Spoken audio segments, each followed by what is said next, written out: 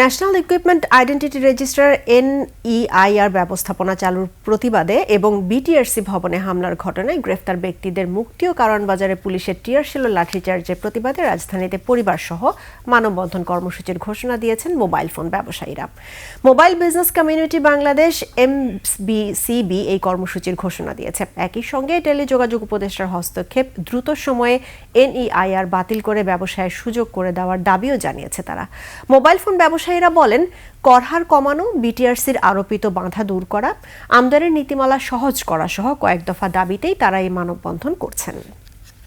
ঘটনাস্থল থেকে যুক্ত হচ্ছেন সহকর্মী মাইনুদ্দিন রিপন। রিপন, মোবাইল ব্যবসায়ীরা কি বলছেন, তাদের পরবর্তী কর্মসূচি কি দেখছেন আপনি সেখানে?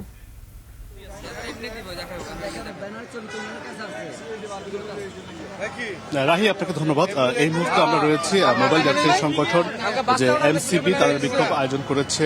আমরা রয়েছে রাজধানীর যে মোতার প্লাজার সামনে। আপনারা ইতিমধ্যে জেনেছেন গত কয়েকদিন মোবাইল বিজনেস কমিউনিটি বাংলাদেশ তারা কয়েকটা আন্দোলন করছে যে বিটিআরসির যে NEIR যে সিস্টেমটা রয়েছে তার বিরুদ্ধে সরকার থেকে যে NEIR যে সিস্টেমটা চালু করা হয়েছে তার বিরুদ্ধে তাদের যে অবস্থানটা তারা পরিষ্কার করেছে এবং তারা জানিয়েছে এখানে ক্ষুদ্র এবং মাঝারি ব্যবসায়ী ক্ষতিগ্রস্ত হচ্ছেন এবং সিন্ডিকেট করে যারা মোবাইল ব্যবসা করছেন তারা লাভবান হচ্ছেন। পাশাপাশি NEIR বিরুদ্ধে তারা অনেক পাচ্ছেন এবং এখানে আমরা বিক্ষোভের দেখানোর চেষ্টা করছি যে এখানকার যতগুলো মোবাইলের দোকান রয়েছে, যে মালিকরা রয়েছে, তারা এখন রাস্তায় নেমে এসেছেন। তাদের বিক্ষোভটা রয়েছে গত কয়েকদিন আগে বিটিআরসি যেই ভবনে হামলা হয়েছে, এখানে তাদের প্রায় 30-এর অধিক ব্যবসায়ীকে তারা পুলিশ গ্রেপ্তার করেছে এবং গতকাল কারওয়ানবাজারে NEIR বাতিলের দাবিতে তারা যে বিক্ষোভ করেছিল তাদের দাবি দিয়ে সেখানে যে পুলিশের যে হামলা হয়েছে,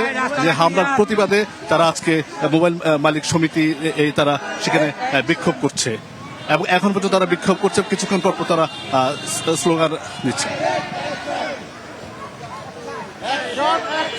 রাহি, এই ছিল এখনকার মতো সর্বশেষ আমার কাছে তথ্য। রিপন, আপনাকে ধন্যবাদ।